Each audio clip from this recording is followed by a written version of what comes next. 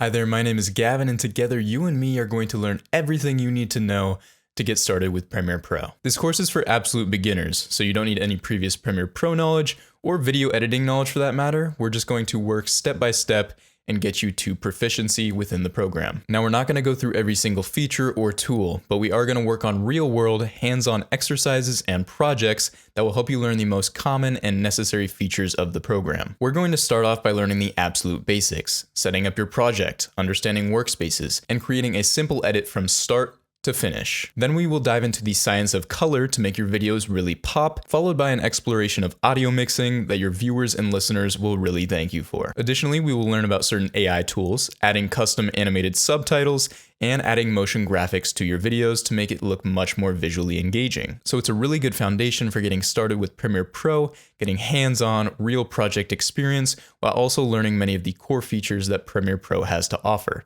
So let's get started.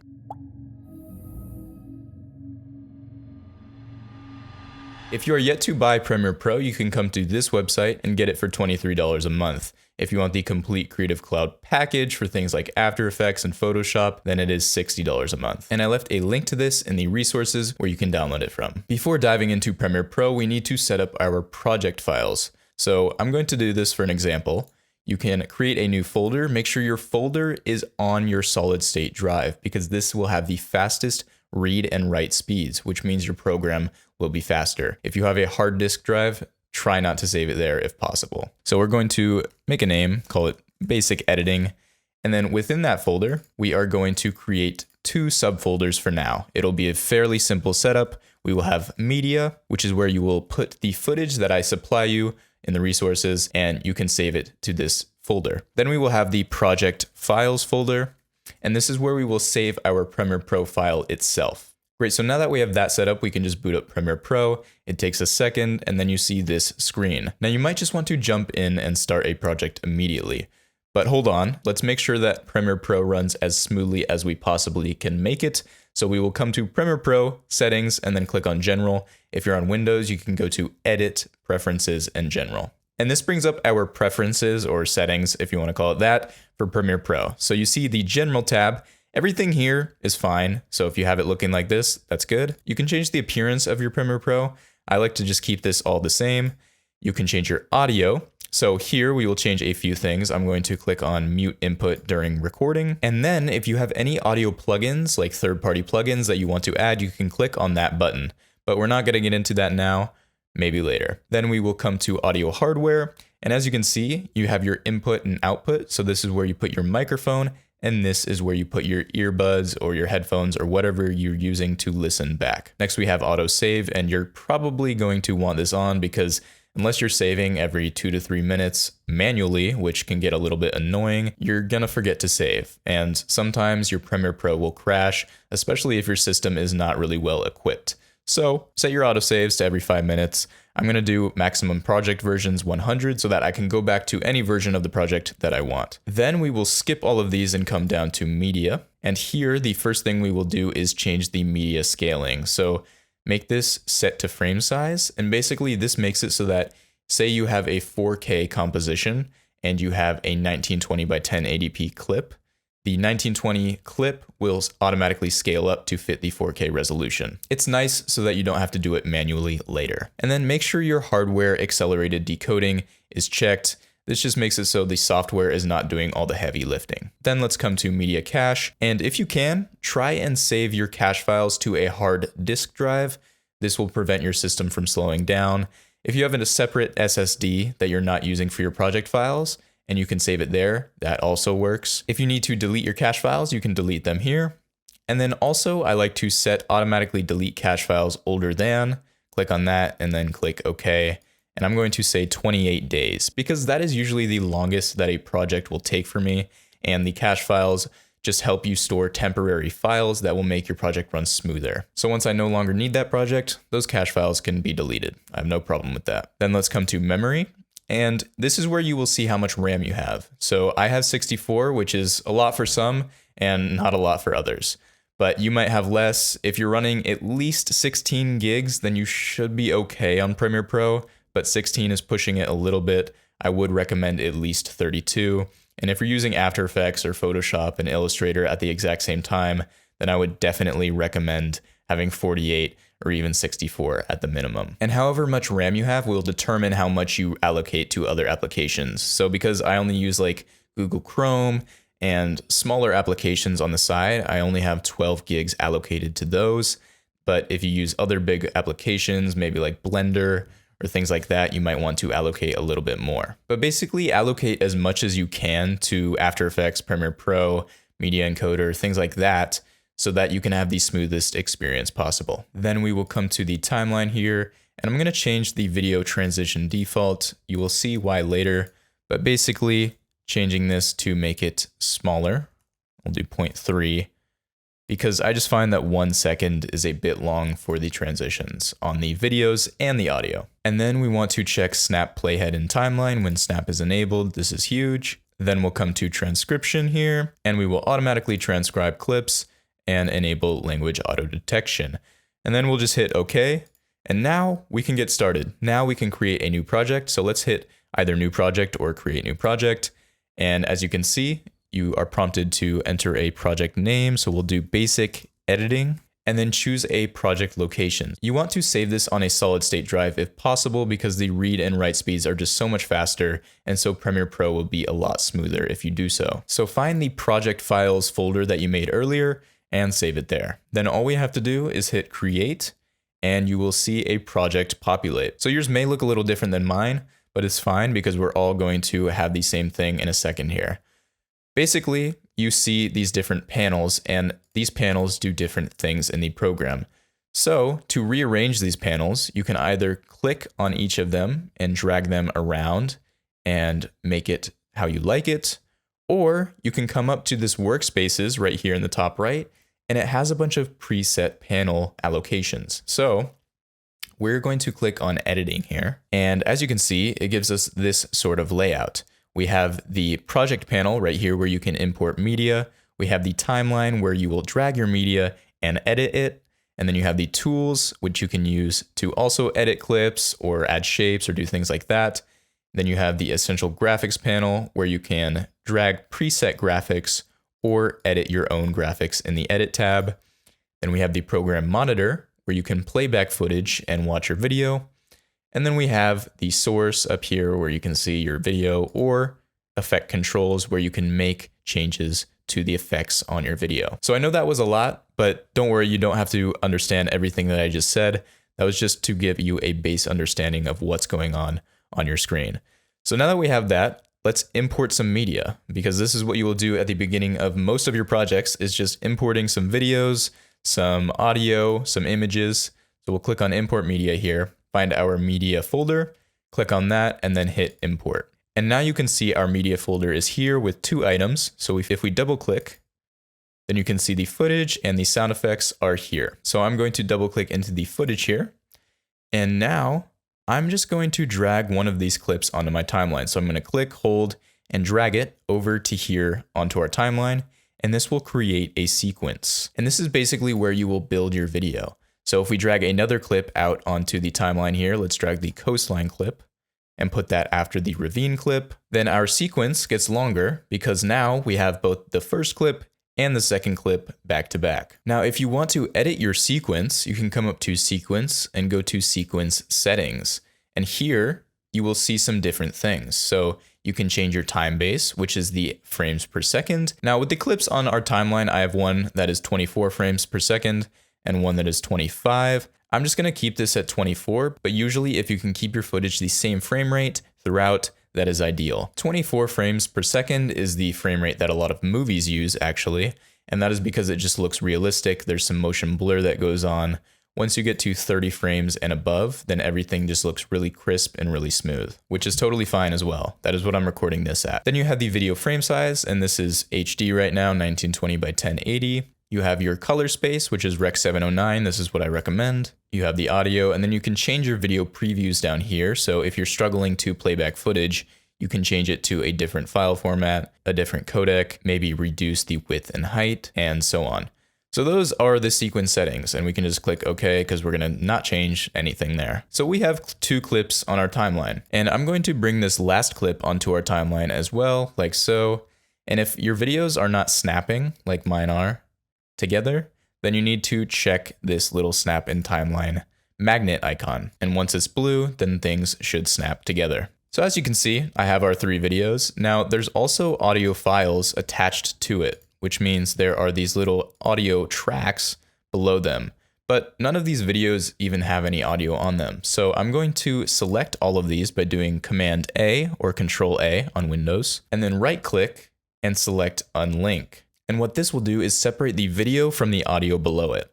And so now I'm going to select the audio by clicking, dragging, and holding over these audio clips and hitting delete, because we just don't need them. They are blank audio tracks. And you could tell that those were audio tracks because they were on the A1 audio track layer here, whereas these videos are on the V1 video track. And you can use the other tracks like V2 and V3 if you just drag the clips up and utilize them like so. But I'm gonna keep all these on the same track for now and come back to our timeline. So I have these 3 clips and they total up to be 27 seconds long. This is a bit long for me, so I'm just going to start off by showing you some simple clip arranging and editing on our timeline. So if we zoom in using our plus key, we can also use the minus key to zoom out, then we can see this clip a little bit more clear. What I'm gonna do, because this is 7 seconds long and I don't want that, I want it to be 3 seconds long, is I'm gonna click, drag my playhead to the 3 seconds here, and then I'm going to drag the end of this clip to the playhead. And as you can see, now our clip ends at 3 seconds. But now there's also this big gap of just black screen in between the 2 clips. So to fill that, I can do a few things. I can drag the clip over, but then that leaves another gap here, or I can click in this space and then right click and hit ripple delete. And that will drag the other clip on over with it. So now the first clip is 3 seconds and we have the second clip starting right after it with the third clip over here. Now I want the second clip to also be 3 seconds. So I will come to 6 seconds by pressing the plus on our keyboard to zoom in and then drag our playhead to the 6 seconds. And I'm going to do something different here. I'm going to use the keyboard shortcut W. And what this does is remove all of the footage after the playhead here.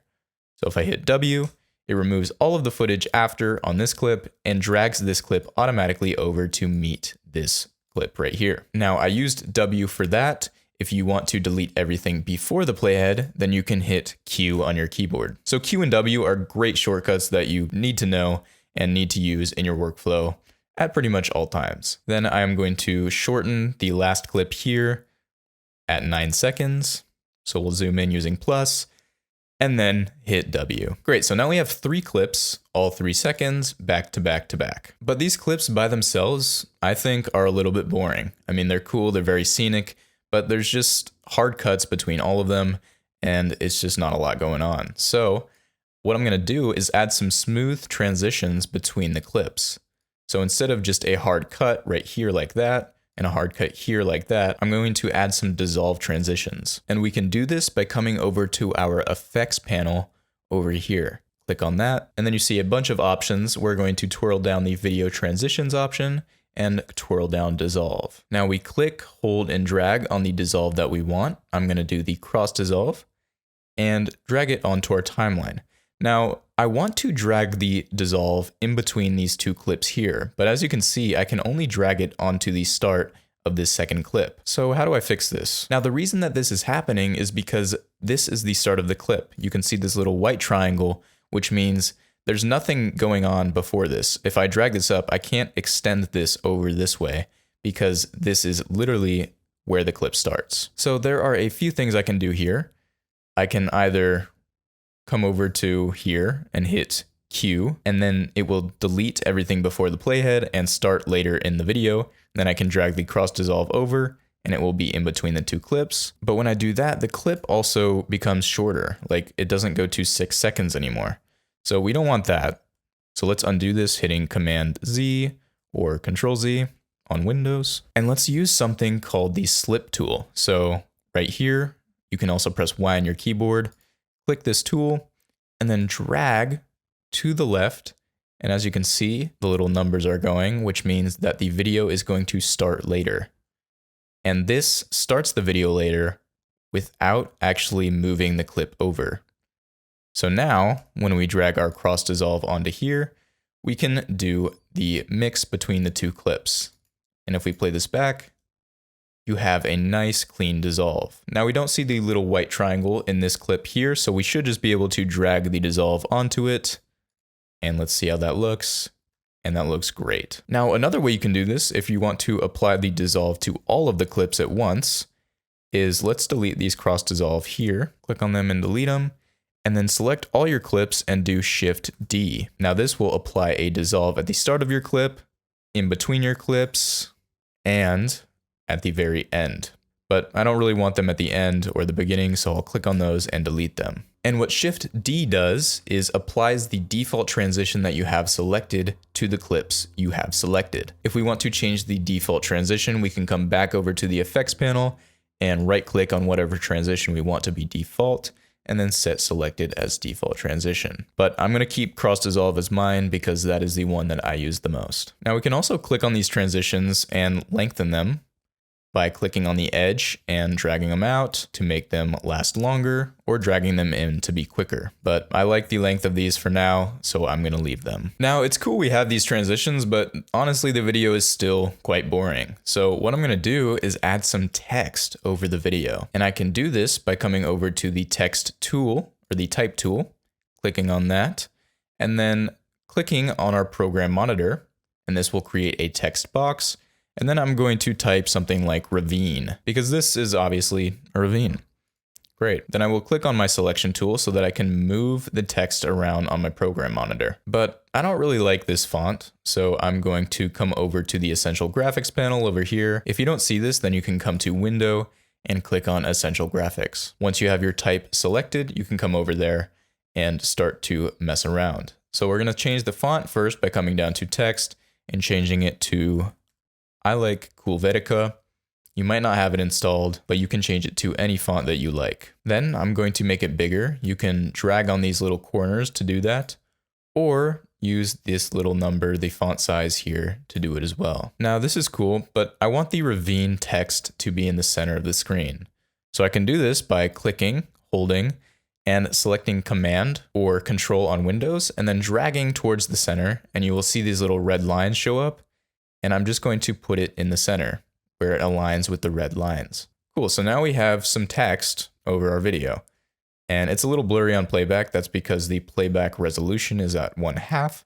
We're gonna change that to full so that you can see it in full HD. And this is cool, we have our text, but the text also carries over on top of the other layer here, which we don't want. And that is because our text layer, the ravine text layer, is overhanging on top of the coastline video. So we can just simply drag this over, or we can use our eraser tool. You can also click C on your keyboard and make a cut, and we can reuse this text here now that we split it up and drag it over, and then we'll change this text by double clicking to coastline. So now we have two different text layers, one that says ravine and one that says coastline.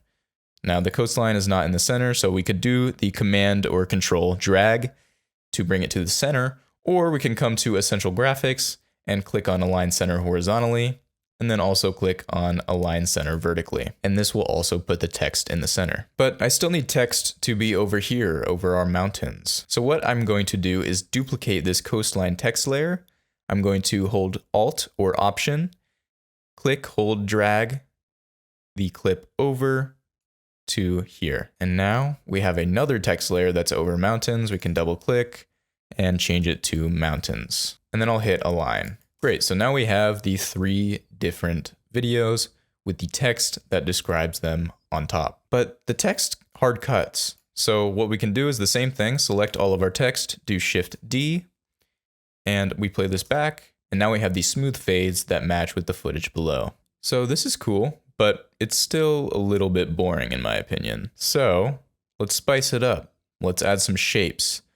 I'm going to select the rectangle tool. You can click and hold, and you'll see the ellipse tool and a polygon tool. For now, I'm going to select the polygon tool. Now we can come to our program monitor, click, hold, and drag. I'm also holding Shift so that the triangle stays equilateral. Then come to my selection tool or hit V on the keyboard, and I can rotate this, and I'm going to drag this down to line up with the bottom of the ravine. I can also align it vertically if I want. And as you can see, we get a graphic layer here on our timeline. I'm going to drag this over so it's only over the ravine.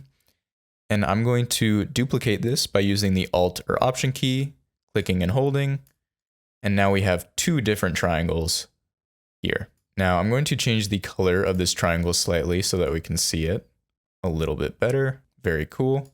And I'm going to drag this triangle behind the other triangle by swapping the layers. So this triangle is selected and it's above this triangle, so you will see it above on the program monitor. So all I have to do is swap these, drag them back down, and now it is behind. And so that's kind of cool. We have a nice little icon here that goes with the text. I'm going to select it and do Shift D to add that fade, and that just adds a little bit to the footage. But as you can see, when it fades out, you can see the triangle in the back for a split second. And these are the small details that can put an audience off. It just looks a little bit less professional. So I'm going to undo the transitions by doing Command Z or Control Z, and I'm going to right click on these two clips and then hit Nest. I will name the nested sequence triangles, and now both of these triangles act as one. So now if I apply the transition, you'll see that they fade in and fade out together, and you don't get that overlap. So nesting clips into sequences is good for things like that, and it's also just good for general organization of clips. And I just realized that these triangles look like mountains, so they should probably be on the mountains. And you notice that they are covering the mountains text, so all we have to do is come up to Effect Controls up here in the top left, make sure our clip is selected, and then twirl down Motion, and we can change the position of our triangles. So if I move the position over to the right, then you can see that the mountains are shifted over. And we can also change the scale of them, make them bigger or make them smaller, and we can rotate them as well. Great, so now we have a little bit more of an engaging scene, but we don't have any sound.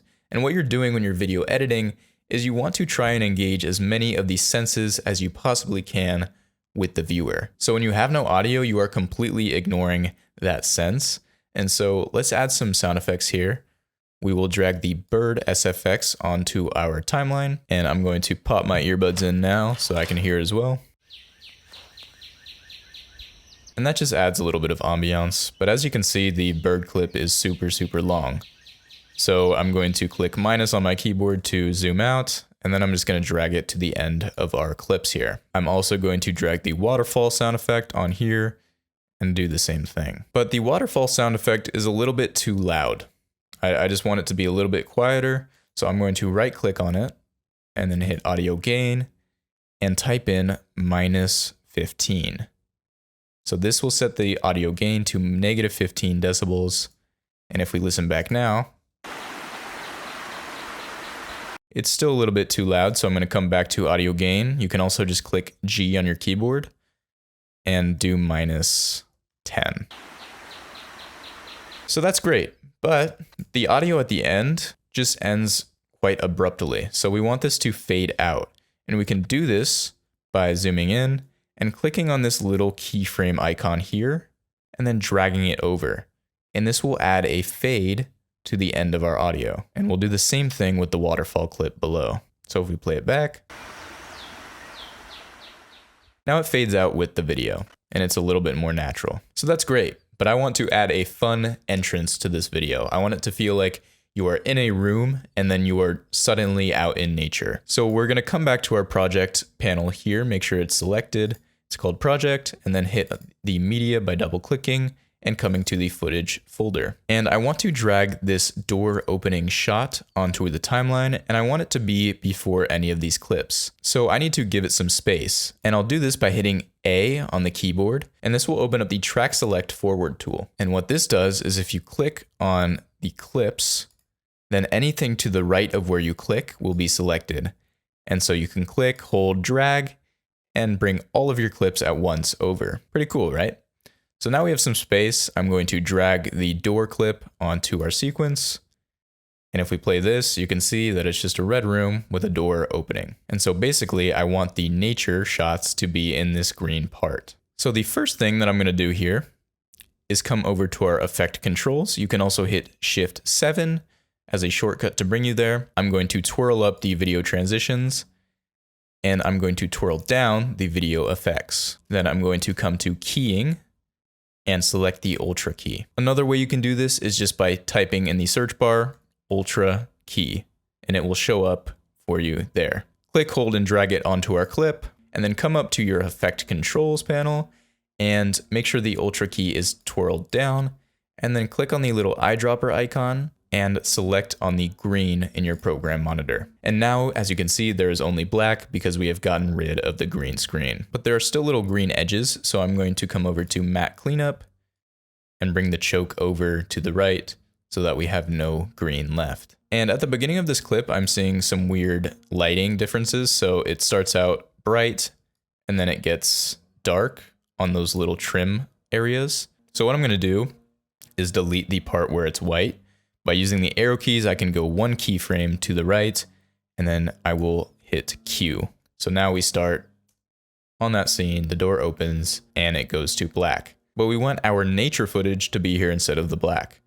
So what I need to do is make sure that this footage is under this footage on our timeline. So if I drag the door footage up and then select all of these and drag them over, I'm gonna drag it all the way to the beginning actually. Then you can see when the door opens, you have the ravine shot, then you have the coastline shot, and then you have the mountains. So that's kind of cool. I'm going to start the ravine shot here so that when it opens, this is what you see. But this doesn't look right. And that's because the shot on the top is zooming in while all of the clips below just stay the same. So what I'm gonna do here is select all of these clips, right click, and do nest, and then I will say nature shots. And now I will come to where the wood disappears here. And then I'm going to set what we call a keyframe. And I will do this by selecting our clip, coming up to Effect Controls, and then clicking on this little stopwatch icon here. And what that does is sets a keyframe over here, which means that the scale will be 100 at this point in the timeline. If we drag our playhead back to the beginning where the door is shut, and change our scale to say, let's click on it and do 50. Then we play this back by hitting spacebar. And now, as you can see, it scales up a little bit with the door, but it's still not quite how I want it. So I'm going to drag this over, drag the keyframe over. But as you can see, there's still a little bit of black when the door opens. So I need to come back to our Effect Controls and make the scale 60, make it a little bit larger, so that you can see it's covered when the door opens.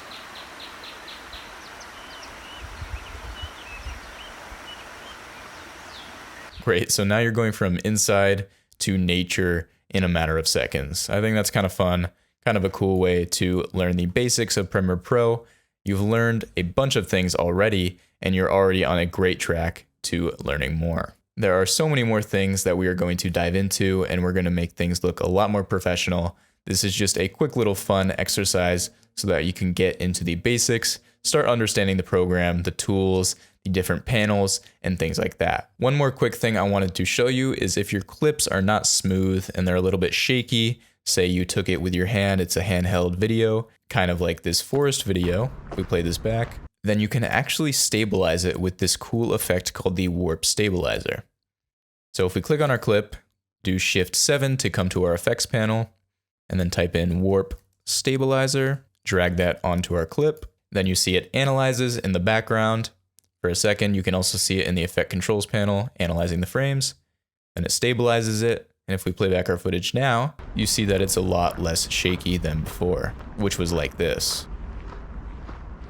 And part of it stabilizing is that it crops in a little bit on your footage, so if you need things on the edges, then it's probably not the best. But anyways, now you have your final project and you need to export it so that you can put it anywhere you want. Your socials, your portfolio, wherever you want it to be. But now I have two different clips on my timeline here. I have the trees and I have this door to nature clip.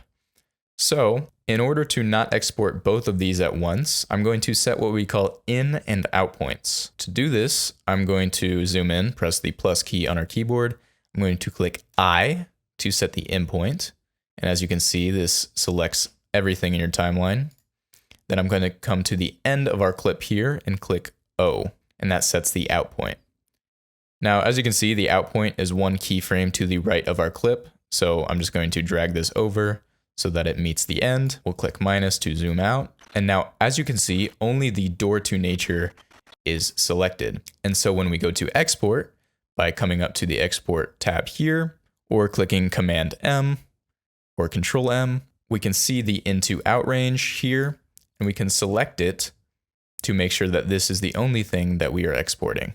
So if we want to export the entire source, we click on that. If we want the in and out, we click on that. Then you choose a file name, Door to Nature. You choose a location where you want to save it. You can choose the quality at which you want to save it. So I'm going to do high quality 1080p, H.264. Make sure video and audio are both selected. You can twirl it down and see more of your video settings here, and same with the audio. And once you have that, you can just go ahead and click on export. And it will take a few seconds, and then your video is exported, and you can see it show up in your files where you saved it.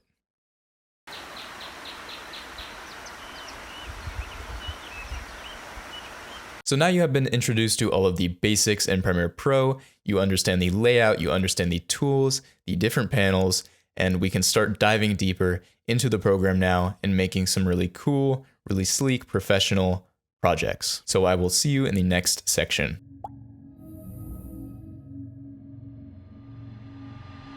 Understanding color can get very scientific, but that is not what I'm going to show you here. Instead, I'm going to teach you how you can bring a clip into Premiere Pro and feel comfortable in making changes to make the shot look better than it did when you first brought it in. So this will include color correction and color grading with LUTs and sliders. Let's just get straight into it. So I'm going to be using a shot of me just filming on my camera here as an example, and I've provided this in the resources if you want to follow along.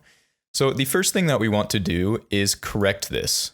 So color correction, we will bring it from a flat log image because this was recorded in C-Log3 and bring it to Rec 709, which is the color space that we are working in. So to do this, I'm just going to drag my clip onto my timeline, and then I'm going to make sure that we are in the color workspace here, just because it makes it all a little bit easier. So we will come up to the workspaces and click on color. And now this is what we see. And the first thing I'm going to do is come up to settings up here, and I'm going to come to the source clip, and then on input LUT, I'm going to add a LUT. So I'm going to click on add LUT. And then you can use the LUT that I provided below, the C-Log to Rec 709 LUT.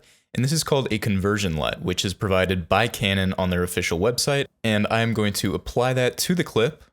And as you can see, we have gone from a very flat, colorless clip to one with a lot more color information going on. Now, if the footage is not in log and it's already in the Rec 709 color space, then you don't need to take this step. So now we have a clip with some decent color. I think it looks cool, it looks nice. But there are some things that we can do to make it look even nicer. So the first thing I'm going to do is come back to Lumetri Color, go to the Edit panel here, and then we can start making changes with these sliders. So for example, if we move the temperature to the right, then it becomes a little more orangey, a little bit more warm. And the opposite if we drag it towards the blue. And we can reset this slider by double clicking, and it will go to 0. So the first thing that I'm going to do here is I'm going to raise the exposure a little bit and just make the clip a little bit brighter overall. So beforehand, it looks a little dark, a little bit dull, and now it looks much brighter. And I think that looks good. And you can do color correction by eye, but it's also good to have a little bit of science behind it and use the Lumetri Scopes panel. So as you can see, in the color workspace, the Lumetri Scopes panel shows up. If it doesn't for you, you can come to Window and then Lumetri Scopes. Now, if this is not what you see, then you can right-click, click on Waveform, Luma, and you can also change your waveform type to be Luma. So to put it simply, this waveform basically shows you the lights and the darks in your shot. So, for example, I'm going to come back to here on the shot, and right here you can see this flat line that is much higher up than all of the others. And if you were to assign it a value, it would probably be around 96. And these values are called IRE. Now, you usually want to keep the IRE values between 0 and 100, and the reason for that is because once you get to the 100 level or to the 0 level, if you try to go any lower or any higher, you start to lose color information. So back to this flat point, the reason we see this is because on our clip, we have a light right here, and this is really bright compared to the rest of the scene. And according to our waveform, it is almost at that clipping level. And the reason you see the waveform here on the graph horizontally, as opposed to maybe say the waveform was over here, is because this represents the frame. So for example, if the light was over here, so let's move the light over here, then you would see this go to this point over here. So let's move it by positioning it. And now you see the waveform is much further left because the light is actually further left on our frame. Great, so let me show you when this actually starts to clip. So it's really close to that 100 mark. Let's raise the exposure up a little bit. And as you can see at this point, it starts to clip.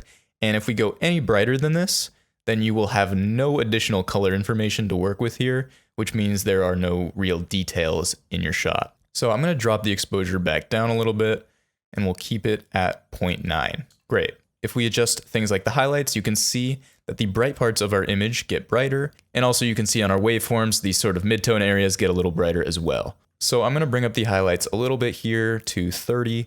And same with the shadows. You will see the shadows bring the darks down a little bit in our waveform panel. And it makes the dark parts of our image even darker. Now the whites and blacks sort of just affect more of the whole image instead of the actual highlights and shadows of it.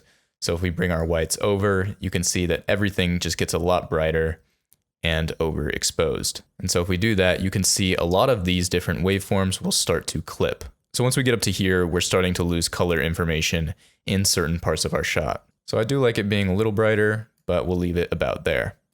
And if we bring our blacks down, then at this point, you can see they start to clip pretty soon. So we're only at -1 for the blacks, and they're already beginning to clip in areas like this. You can see right here, we're losing information and it starts to artifact a little bit. If we go even darker on the blacks, then you can see in this area, we lose information and we just start to go up and up on this blackboard over here. And as we go even darker, we just start to lose information all across the image. So instead of using the blacks, I'm going to drag the shadows down even a little bit more.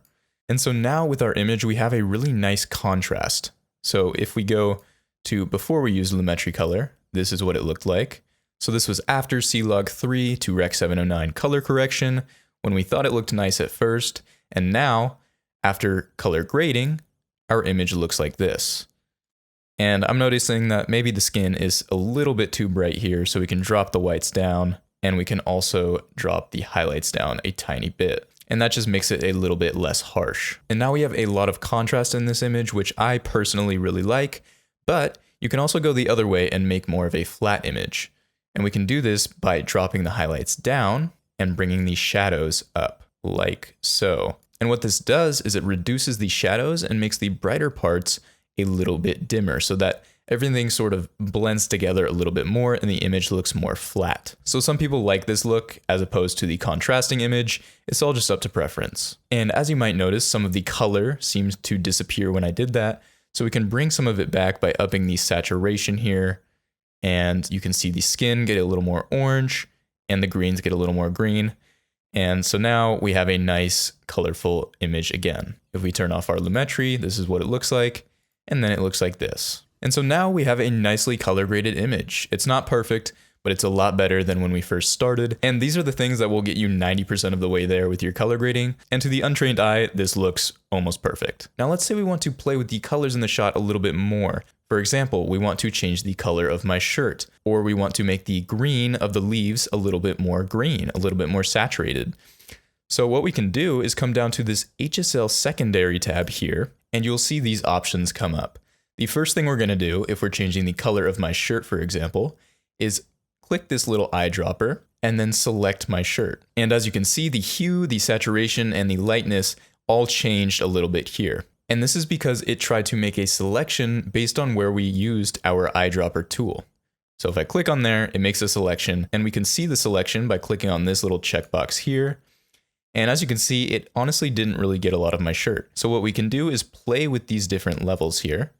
I'm going to expand the green. I'm going to expand the hue a little bit, but I don't want to get too close to the red or the blue because then it will start to select other colors in our shot. And then I'm going to up the saturation. And actually, I'm not really noticing too much of a difference here, so I'm just going to go back to what it was and then change the lightness. And as you can see, now the shirt starts to get selected a lot more here. And we can expand it a little more. We can also ease the expansion, and we can move it around to make sure that we select as much of the shirt as possible here. And we can drag our hues along and just keep playing with these until you like your selection. And I'm going to drop this down even a little bit more. Drag it over to the right here. Okay, that's close enough. I'm going to stick with that. We can uncheck this. And now we can play with the color of my shirt. And we will do this by coming down to correction here. And if we drag it in any direction, you can see that the color of the shirt changes. So let's say I want to keep it somewhat of a similar color, but just make it brighter. Then I can drag that down. And now the shirt is green throughout the entire clip. Now, because our selection wasn't perfect, you can see this green show up. Maybe I'll change it to pink. You can see it show up on the plants here, a little tiny bit on the wall, and you can see the edges of the shirt aren't perfect. And this is just going to happen if you don't have your selection perfectly made. I did that really quickly. And also if you have the same colors in your clips, because if you have a plant behind you that's the same color as your shirt, it's just going to get selected. So because the selection isn't perfect, I'm just going to redo this, double click on the center, and make a really subtle change towards this blue greenish area so that the shirt is a little brighter. And then I can also up the brightness with this slider here. And if we go too bright, you can see it start to artifact. And if we go too dark, you can also see that as well. So I'm just going to make it a tiny bit brighter so that there's not much going on. And I'm seeing some artifacting here, so I'm just going to drag this a little bit more so that we don't have that as much. So that's how you can make changes to specific colors in your shot. There's one last thing I want to show you in the creative section here. You can change the sharpness of your shot. So if we drop this all the way down, you get a really blurry shot. But let's say you have like a 1080p video and you want it to look a little more crispy, then you can actually up the sharpness and you will see a lot more detail showing up. So just so you can really see here, I'm going to zoom in. We can drop the sharpness and then up the sharpness, and then you have these details that are brought out of your shot. Now, one thing with this is if you go too sharp, then it can start to look a little bit grainy, and you definitely do not want that. So usually, if I want the sharpness, I just kind of up it to like 50, and I find that that's a nice sweet spot. Additionally, if you find that when you up your saturation, it makes things a little too orange or pink, then you can actually use the vibrance slider, and it's not as harsh as the saturation is. Then you have your curves panel, where you can change the brightness, change the darkness. You can add different points so that the midtones are darker here. You can also select the red color, kind of give it more of a red tint. You can also give it a bit of a green tint here. Also, if we come to the color wheels and match, there is a cool little feature that you can do. So if we drag this clip over and duplicate it, and then we delete the color grade on this clip, then we can click on comparison view here, and we can drag this slider so that it's over the color graded clip. And then we will drag this so that it's pretty much the same shot. And then we can hit apply match, and you will see that it uses some artificial intelligence to try and match up the shot with its own color grade. So this is before and this is after when it attempted to match it. Obviously, it's not perfect, and especially when these two are the exact same shot of me in the exact same setting with the exact same lighting, I would definitely expect it to be better. But if you're trying to match a certain look, it can get you started in the right direction. And as we can see, it does look a little bit better than it did before the color grade. So those are some basics of coloring in post-production using Premiere Pro. Hopefully now you feel comfortable bringing pretty much any type of shot into Premiere Pro, color correcting, color grading, and making it look exactly how you want it to look. Now let's go to some audio mixing basics. I'll see you in the next module.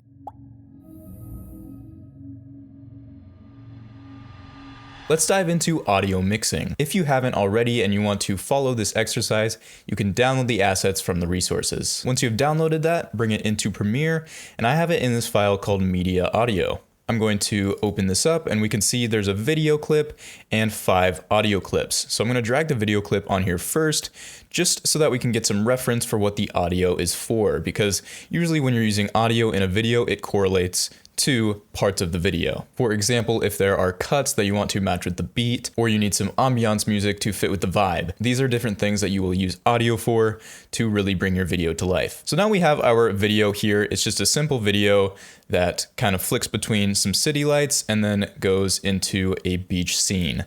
So with this, the first thing we have is a voiceover. And so if we drag this clip onto our timeline here, just to the beginning, it should already match up with our cuts. I'm going to put my earbuds in here so I can hear everything as well. In the city, life moves fast. It's a constant hustle, filled with opportunities and excitement. But sometimes you need to take a step back and slow down. This looks nice, doesn't it? So as you can see, we have a voiceover that sort of goes with the clips right now. It's just a little bit awkward and my voice is not very good. So we're gonna do a lot of things to try and change that and make it sound a lot better. Now, before we get any further, I'm going to change our workspace. So I'm gonna come up here to the top right, click on Workspaces, and we'll come to Audio. And now you'll see something, maybe it looks a little daunting to you, but it's really not that confusing. We'll get into it and you will completely understand everything that's going on here in a second. So as you can see, when we did this, we had the Essential Sound panel pop up, which is where we will be making a lot of our changes. Then we also have the audio track mixer, which you can open this up, toggle it open, and then apply different effects to each of your tracks. So this would be the first audio track, this would be the second audio track, and you also have the mix track, which applies to all of your audio tracks. So if you apply an audio boost here and up it by 10 decibels, that will apply to every single one of these tracks. So that's the basic workspace for you to understand here. We will dive deeper into some of the effects in this audio track mixer panel and the Essential Sound panel in a second here. But first, I'm going to drag some other audio clips onto our timeline here, so it's not just me speaking, and we add a little bit of ambiance to the video. So I'm going to come back over to our media audio folder here, and I'm going to drag the city music onto our timeline, just right at the beginning here. And I'm going to make our program monitor a little bit larger here and do this. And so if we look on our timeline here, Adobe actually automatically identifies these things as dialogue and as a music track, which is quite nice. So if we play this back. In the city, life moves fast. It's a constant hustle, filled with opportunities and excitement.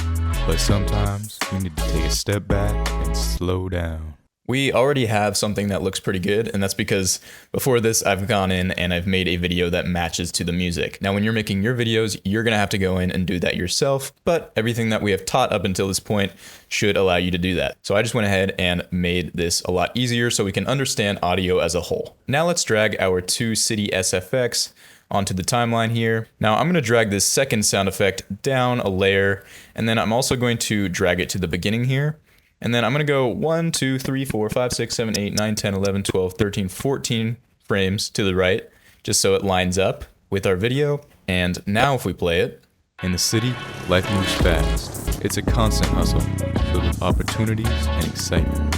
But sometimes you need to take a step back and slow down. This looks nice, doesn't it? So now here's what we have. We have our commentary, our voiceover, we have our city music, and we have two city sound effects going on. But when we get to this last scene here with the couple walking along the beach, we don't have any audio for that yet. So let's drag our beach music onto the timeline here and then drag it over a little bit. You need to take a step back and slow down. This looks nice, doesn't it? Cool. So I'm just gonna drag it over to this area here, and I like that. Finally, I'm gonna drag our wave sound effect down here, and I'm gonna bring it over to the end. And we have some waves going on as well. So now we have a much more complete scene. So I'm gonna full screen this and play this back so you can see what we're working with. In the city, life moves fast. It's a constant hustle, filled with opportunities and excitement. But sometimes you need to take a step back and slow down. This looks nice, doesn't it?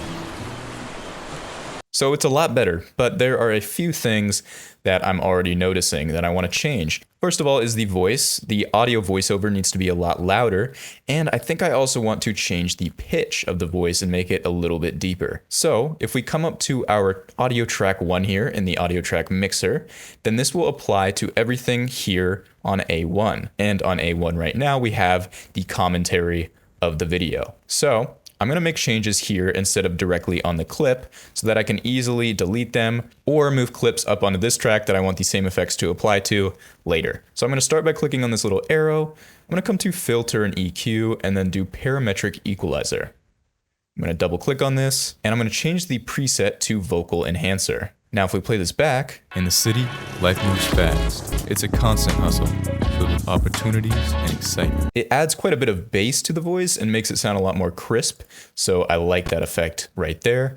And then I'm also going to apply a denoise, and I'll double click on that and I'll change this to, let's say, 5%. If you make the percent way too high, then it will start to distort the audio. This is just to get rid of some minor background noise in our audio. In the city, life moves fast. It's a constant hustle, filled with opportunities and excitement. And I'm also noticing that some parts of my clip, the voice is quieter. So I'm gonna come back up here and we're gonna go to amplitude and compression and then click on dynamics processing. And then what I'm gonna do here is I'm gonna drag this little point over to the left and drag this point down to -5. And what this will do is any audio that is at these points, like -50, -40, it will automatically be made a little bit louder. So before, when it was like this, all the audio that's at -50 is gonna sound like -50. But now, all the audio at -50 is gonna sound like -42-ish. And I'm gonna drag this up even higher. And so what this will do is if you have any points where your voice gets a little bit quieter, it'll make it louder and match those louder parts, those peaks of your voice a little bit better. And if we play this back, I'm just gonna play it up to the 2-second mark and we look at this loudness meter. Let's see what it looks like. In the city, life moves fast. So you can see that these red bars up here are hit, which means that the audio is peaking, which is not something that we want.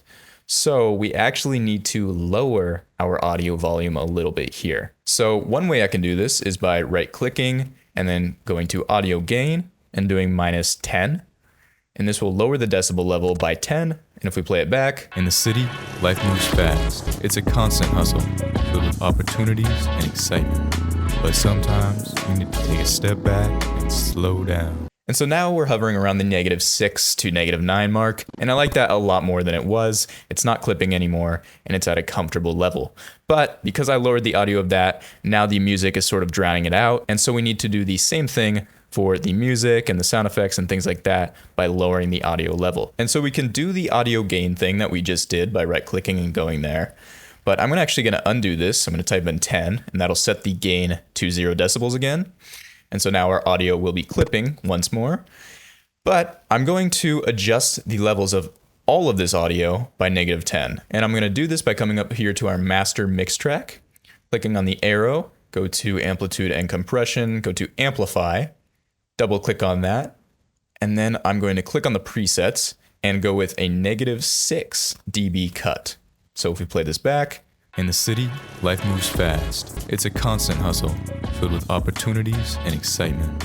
But sometimes you need to take a step back and slow down. This looks nice, doesn't it? So now all of these audio tracks at once, we lowered the audio level by 6 decibels by using this amplify effect on the mix track here. And like I said, I also want to change the pitch of this. So I'm gonna come up to the audio track 1 and I'm gonna come down to time and pitch and then click on pitch shifter. We will double click this and then I'm gonna drop the semitones down to -1. In the city, life moves fast. It's a constant hustle, filled with opportunities and excitement. But sometimes you need to take a step back and slow down. This looks nice, doesn't it? And so now it sounds a little bit more cinematic in my opinion. It takes my voice from being a little bit higher pitched to being much lower. Almost to the point where it sounds a little bit unnatural, but it's fine. Yeah, I think that's cool. And there's one more thing I want to show you for the commentary audio here. I'm going to duplicate this layer by holding Alt or Option, dragging it over. If we click on the layer here, you will see that in the Essential Sound panel, we have all of these different options. So enhanced speech, if you click on this, it basically removes a bunch of background noise and echo. So if you recorded your audio in a setting that is really noisy and really loud, this is a good thing to try and use. Now, I have found that when I click enhance and I make it, like 10. In the city, life moves fast. It's a constant hustle. It just makes the audio sound a little bit weird. So usually if I use it at all, I'm gonna probably have it around 4. In the city, life moves fast. So that is the enhanced speech. It's cool for nice quick audio fixes, but in my opinion, Adobe needs to work on it a bit more before it can be used for professional use. If we come to loudness, this allows you to match the loudness of an audio clip to a different audio clip. So if you have some speaking on 2 different microphones, you can match them together using this. You can also open up this repair panel and you can reduce things like noise. So if you don't want to use the enhanced speech, you can reduce noise here. You can reduce rumble, dehum, de-ess, things like this. You can also bump the clarity up, and these are all just things that will attempt to make your audio sound better, especially if you recorded it in a noisy setting. And you'll start to learn how these different tools work more if you end up working with some difficult audio clips. So the next thing I want to do is fade this music out, because if we listen back to it, doesn't it? You can hear it's a bit of an abrupt ending here. So what you can do is you can click on this little keyframe icon and drag it over to the left, and it'll make a fade handle. And basically this fades the audio out slowly from the normal audio level to absolutely zero over here. So if we listen again, this looks nice, doesn't it? It's a much smoother fade. And I also want to apply this to the waves down here. So we'll drag this over, make the fade handle, and play it back. And as you can see, the audio fades out with it. And finally, I'm going to apply this to the sound effect here as well. And we can also use the fade handles at the beginning of clips. So I can drag this over. In the city, life moves fast. And the audio will fade in. So I'm definitely going to apply that to our music over here, drag that over, play it back. Sometimes you need to take a step back and slow down. This looks nice, doesn't it? So those are the basics of audio mixing. Obviously, there is a lot more that you can dive into. There are a ton of effects in the audio track mixer here that you can play with. Those were just some of the ones that I use quite often and I thought worked well with this specific project. And there are also things like this where if you select a music clip, come over to the Essential Sound panel, you can click on ducking, which when you duck against the audio or the commentary, the voiceover, whatever you want to call the voice that is speaking, you can adjust how loud the music is when someone is speaking and then hit generate keyframes and it will adjust it. That was just an overview about the audio mixing. There's a lot more that goes into it, and we will dive into that in later projects as well. But hopefully you now have a solid foundation so you feel comfortable when you're bringing audio clips into your footage, starting to mix them together, how they work with your video, how you can use sound effects and music to really bring your video to life. I hope you enjoyed this one, and I'll see you in the next module.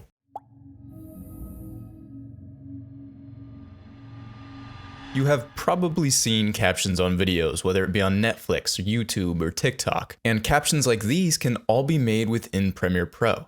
So let me show you how to do that and some other cool AI and text features when you're editing your videos. So let's import our media, which as always is in the resources for you to download, and we only have one video for this. Let's drag this onto our timeline here, and then let's come up to the text panel in the top left. Click on that, and then come to transcript. And as you can see, we already have a written transcript of what is being said in this video. So it has done a speech to text transcription.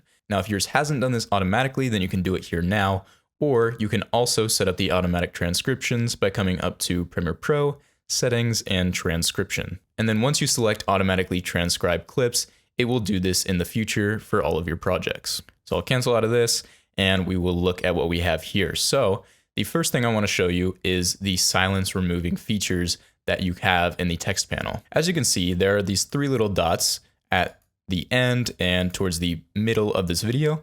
And what we can do is we can actually delete the silences on our timeline in our video by clicking on it and hitting delete ripple. And this will make a cut where the silence is in the video. But a better way to do this is just coming up to the filter icon right here, going to pauses, and then you'll see the little dots being highlighted, and you can hit delete and then do delete all. And this will delete all of the bigger silences that you have in your clip. So as you can imagine, if you have a video with a bunch of takes and a bunch of silences and pauses, this is really helpful for that first rough initial cut. So now let's add some subtitles. Let's add the captions to this video. So all we're gonna do is click on this little CC button or come up to Captions and then do Create Captions from Transcript. And then you can see you can add a preset, which we don't have yet. So I'm gonna twirl down the captioning preferences, and then I'm gonna set the maximum length in characters to 10 so that we don't have, or we'll do 8, so that we don't have too many words on the screen at once. And I'll set the minimum duration to 1.2, and then we will set the lines to single.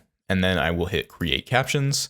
And as you can see, we have this new track up here, which is a captions track, and it is separate from the video tracks down here. So if we play it, you can see the little subtitles below the video here. So this is nice. It takes what I say and adds them as captions, but it doesn't look very good. So I'm going to make changes. I'm going to press plus to zoom in on our timeline here, And then I'm going to come up to Essential Graphics.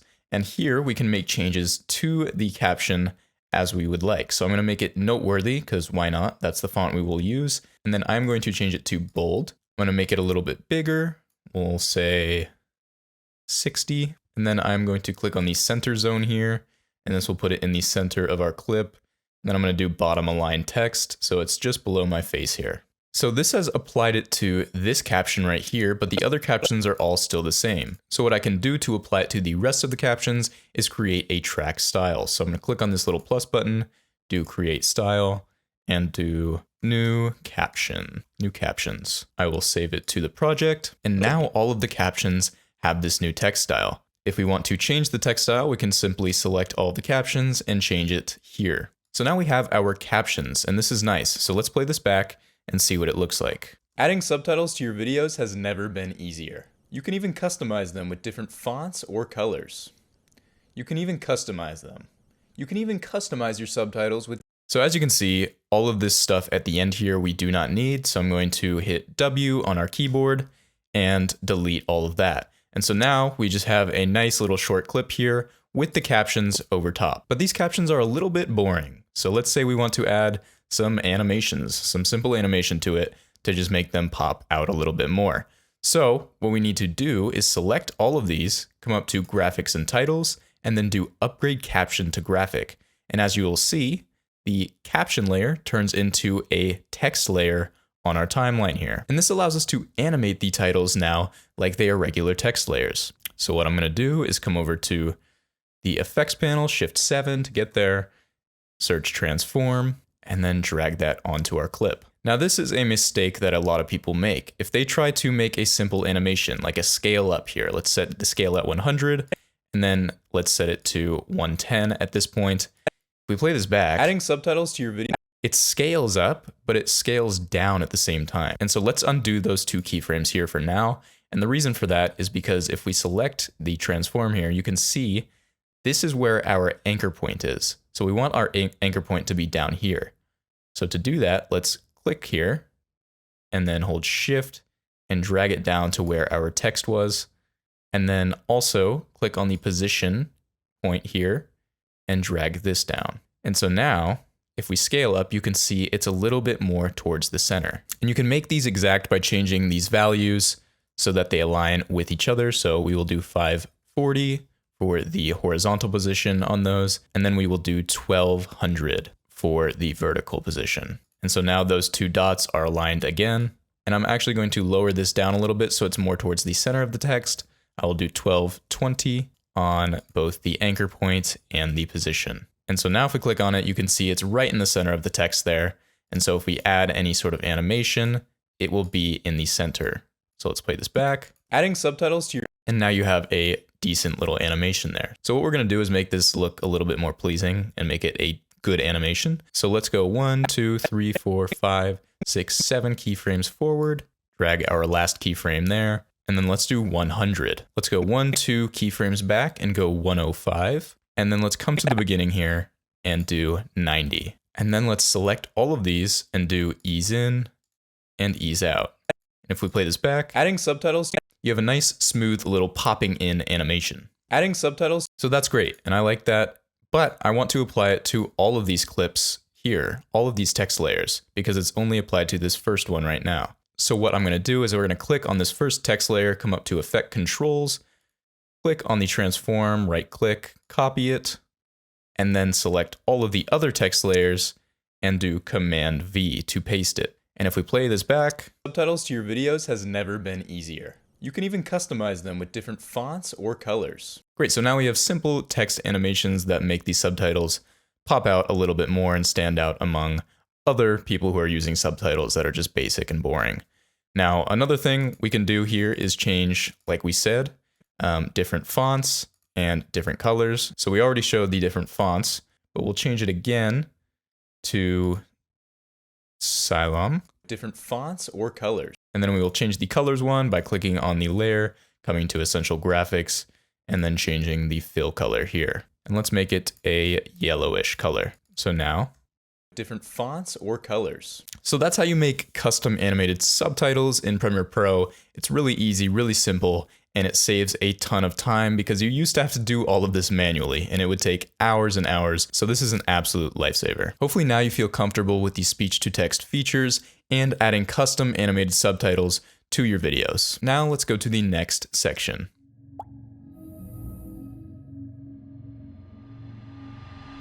Let's dive into keyframing. So this is less about editing and more about making motion graphics within Premiere Pro. You will see this used a lot on social media, things like TikTok, Instagram, YouTube.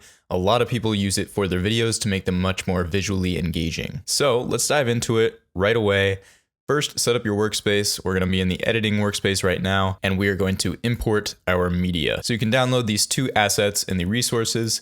I'm going to import them here. And as you can see, we have two different things. We have a clip of me talking and we have an ellipse PNG. So first we're going to drag this talking head clip onto the timeline, and I'm going to show you a simple smooth zoom in and zoom out. So the first thing we're going to do is come over to our effects panel right here. You can also click Shift-7 as a shortcut, and we are going to search for our transform effect.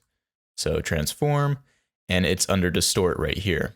We can either double click it to apply it to the clip that we have selected, or if your clip is not selected, you can drag it on. And as you will see, the transform effect shows up in your effect controls panel up here. If we scroll down a little bit, you can see some more information. So the first thing we want to do is zoom in onto the face here. So what we're gonna do is set a keyframe right here by clicking on this little stopwatch icon and set a keyframe on the position as well. So we have a keyframe for our position and our scale right when the clip starts. Then we will take our playhead on the timeline to where we want the zoom to end, and we will come back to our effect controls, and we're gonna add another keyframe here.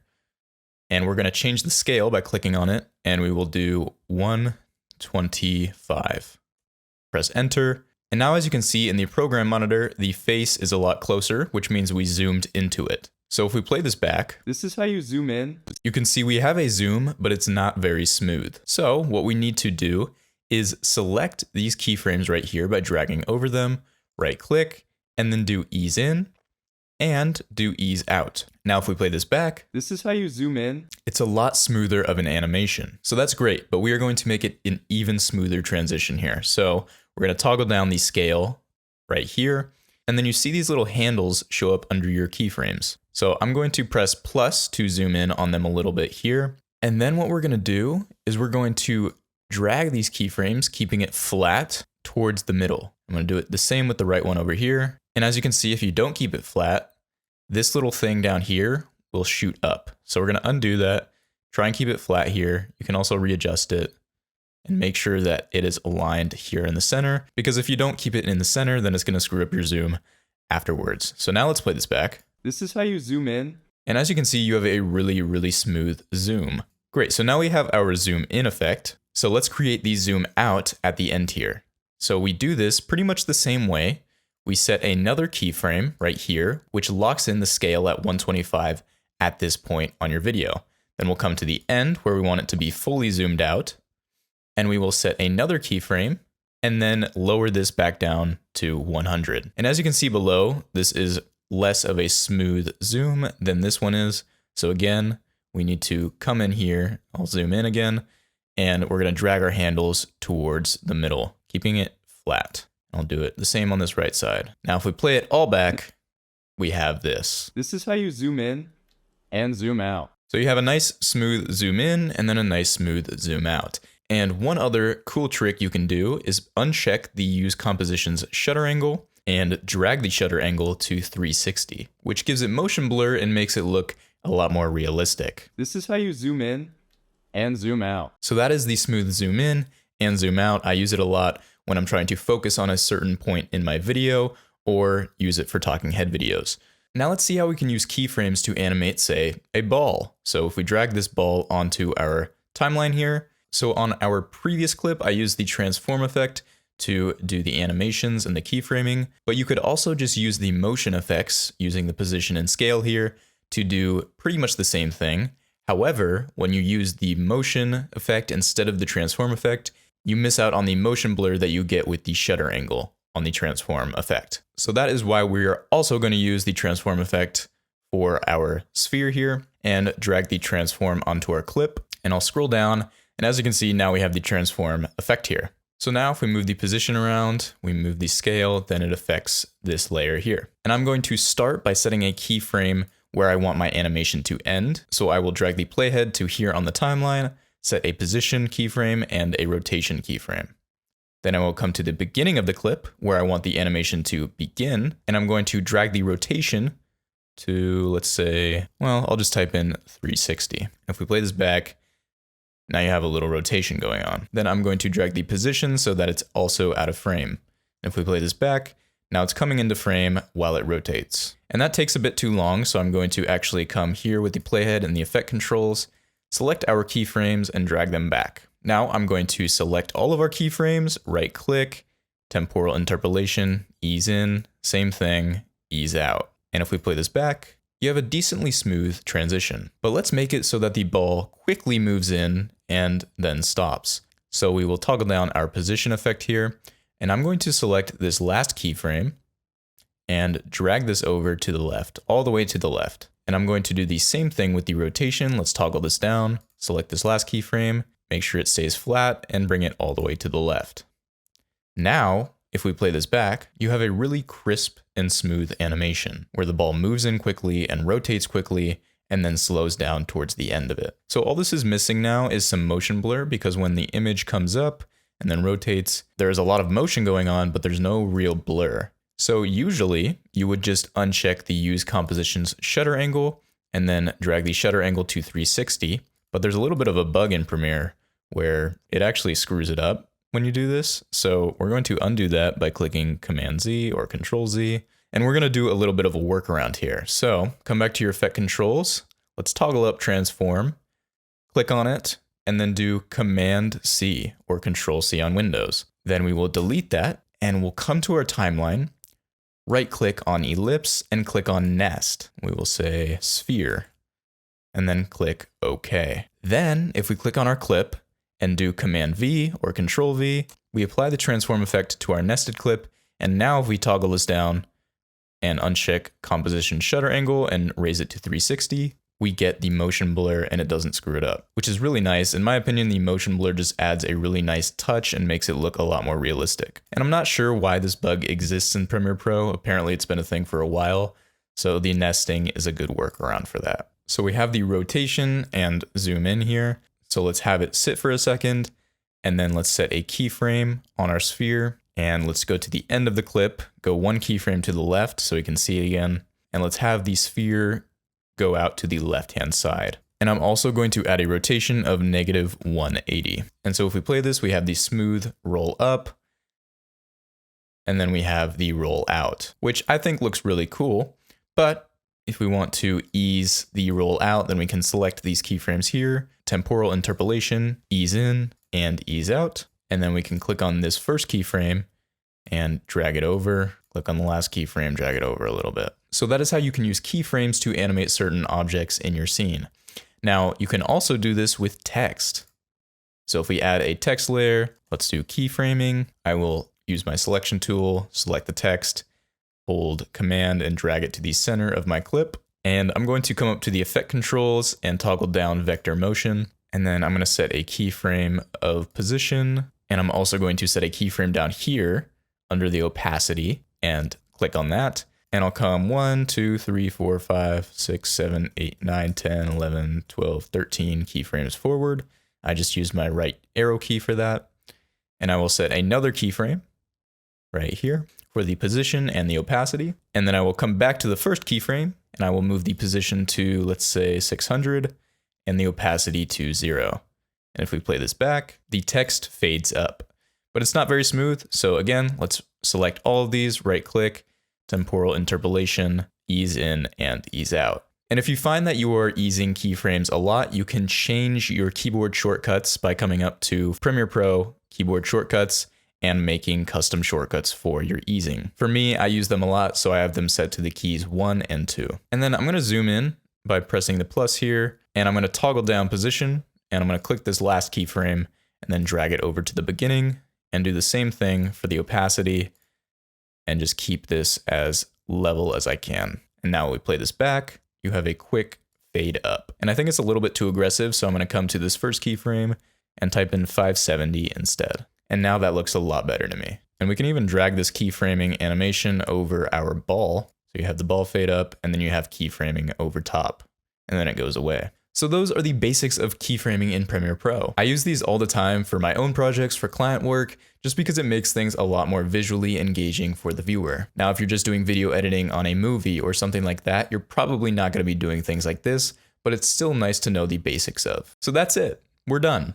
Hopefully now you feel like you can open Premiere Pro and start on pretty much any project you can think of. So what's next? If you want to continue your creative education, then there are a few things that you can do. The logical next step that we recommend if you want to continue with video editing in Premiere Pro is diving deeper into all of the features that we mentioned and exploring some that we didn't talk about as well. You can do this by working on actual real-world projects or just making some up on your own. Additionally, if you enjoyed the motion graphics section and you want to get deeper into keyframing and things like that, then I highly recommend learning much more about After Effects. After Effects is much more capable and is actually intended to be used for motion graphics, unlike Premiere Pro, which is designed to be more of a non-linear editing software, which means that motion graphics are not the focus feature of it. And once you learn After Effects, then you can actually incorporate your After Effects compositions into your Premiere Pro projects. So if you're interested in that, I definitely recommend learning more.